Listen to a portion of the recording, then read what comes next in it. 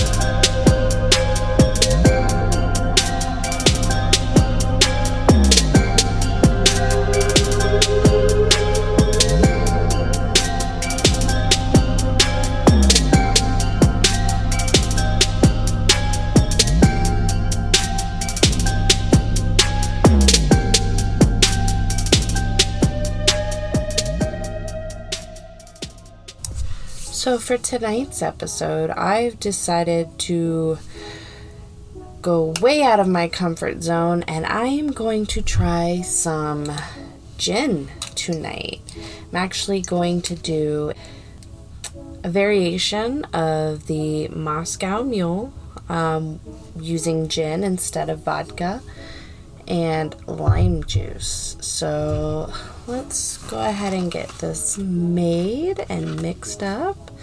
Now, since I'm not really familiar with gin, I decided to go with like the most popular brand, and I guess it's Tanqueray, which I'm assuming that I am saying that right. It is the London Dry Gin. It's produced and bottled in Great Britain for Charles Tanqueray and Co. I know nothing about gin. I didn't even look up its supposed flavor profile. I hear a lot of people say good things about this. I was always under the impression that I wouldn't like it, so we'll go ahead and give it a try. That definitely smells like alcohol. Go ahead and get an ounce and a half of that. Yes, I am currently mixing this drink. And then we're going to open this ginger beer. It's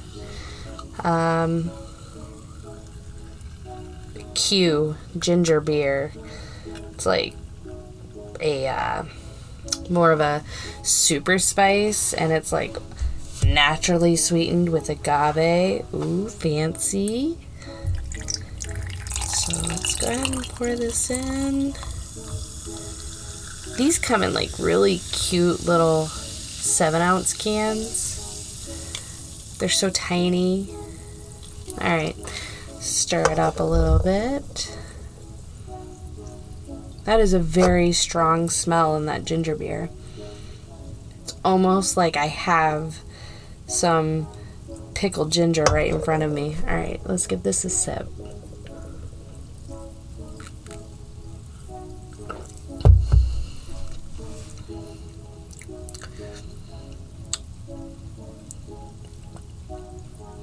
That actually really isn't bad. It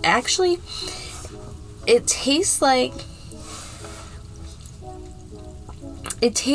just ginger beer with a little bit of a lime, and it's got like I guess the gin gives it more of a bite, like a very spicy and bitey ginger. Like it's actually quite nice. So I'm pretty impressed. I might add this to my drinks I will drink again.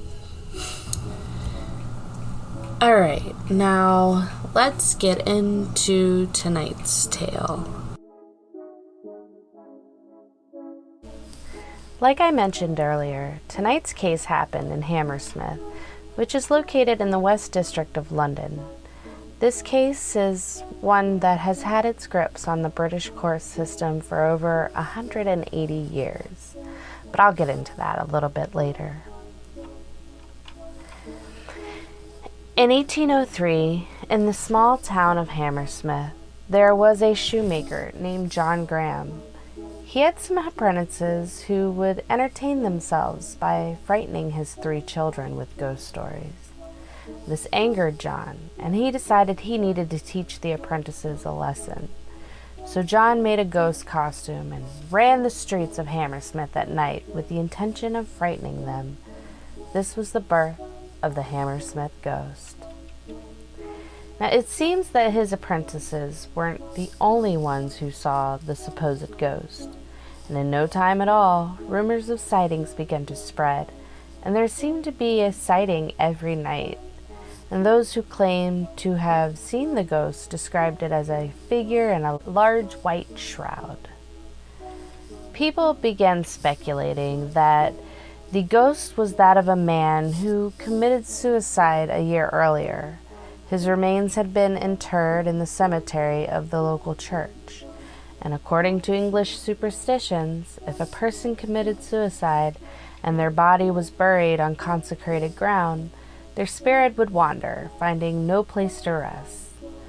Although others claimed it was a poltergeist that had been wreaking havoc on the town for some while, and more stories about the ghost soon began to circulate. One such incident took place around 10 p.m. one late November evening. The story tells that a local woman crossed the churchyard on her way home, something she had done many nights before. It was dark, and her eyes attempted to adjust to the moonless night. Something caught her attention. She didn't see anything, but her fight or flight senses were tingling. She looked around, and at first she saw nothing, but then among the hedgerows and headstones, something moved. She watched slowly as a white form began to rise from the ground, and then she started to run, stumbling over uneven ground in panicked strides. Her heartbeat kept time with her footsteps. She allowed herself a single glance over her shoulder, half expecting to see the apparition gone. But it hadn't gone. It was right on top of her. Now, some hours later, local residents found the woman unconscious in the churchyard. They picked her up, took her home, and led her to bed. And in a state of semi-coherence, she recounted her tale. Leaving her to rest, the neighbors returned to their own homes. But what they didn't know is that this woman would never recover from her encounter. She never woke from her sleep. Another incident was when Thomas Groom walked home from his job at the local brewery. The way home for him caused him to walk down the alleyway near the churchyard. He claimed that something emerged from the blackness behind him, placed both hands around his throat, and squeezed. Groom struggled, letting out a startled cry that attracted the attention of his colleague. "What is it?" the other owner asked in the darkness. But there was no answer, and before Groom responded, the spirit spun him around and released his neck. Groom struck out and felt something soft, but he saw nothing but night. Now by Christmas, the residents in Hammersmith lived in fear. They refused to go out after dark, and every night men would arm themselves and take to the graveyard in search of the phantom. The graveyard was a series of overgrown labyrinths, paths, and the impenetrable dark that just left too many places to hide. Many came home relieved that their efforts had been fruitless. The last significant attack was that of a pregnant woman. She was frightened so much by the sight of the phantom that it caused her to go into premature labor, and she died from childbirth. Now, I wasn't able to find her name, but I did find out that this had been the wife of Francis Smith. He, along with another man, William Girdler, a watchman at Hammersmith, would patrol the streets in search of the specter. On the night of Thursday, December 29th, 1803, William saw the apparition and gave chase, but the ghost cast off what looked like a tablecloth before making its escape down the narrow alleyway of the district. This encounter convinced William that the creature they saw was not a ghost, but a man. Francis Smith was on patrol, armed with a shotgun. He met with William around 10:30 p.m., and after a brief conversation, the two men agreed to meet after William called the hour. Just after 11 p.m., Thomas Millwood, a bricklayer, left his parents' home. He was dressed in linen trousers, a waistcoat, and an apron. His clothes were clean, new, and very, very white. Not unlike the ghost the two men were currently hunting. Anne, Thomas's sister, recounted that after seeing her brother off, she heard Francis shout, "Damn you! Who are you? And what are you? Damn you, I'll shoot you!" His challenge was quickly followed by a single gunshot. At the sound of the gunshot, William, John Locke, and George Stowe came running. They came upon a very agitated Francis Smith, who led them to the body of Thomas Millwood. Shortly afterward, Francis was taken into custody, and Thomas's body was moved to a nearby inn. 2 days after the shooting, that shoemaker, John Graham, the one who tried to spook his apprentices, turned himself over to the magistrates. He confessed that he was the Hammersmith Ghost and explained that he just wanted to scare his apprentices. The magistrates were uncertain of how to proceed with this, and they granted him bail while they inquired further into the matter. However, no record of any further charges against John Graham had been found.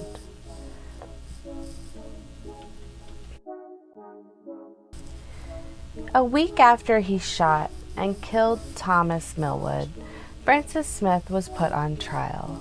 He admitted to the shooting, but pleaded not guilty to the charges. And during the trial, Anne, Thomas's sister, testified that Smith did not give her brother enough time to respond to his challenge before firing the shot. And Thomas's mother-in-law also testified that he had been mistaken as the ghost on several other occasions, and even warned him to put on a gray overcoat to conceal his uniform. The men who responded to the shots fired by Mr. Smith's shotgun testified on his behalf, stating that he shot in self-defense.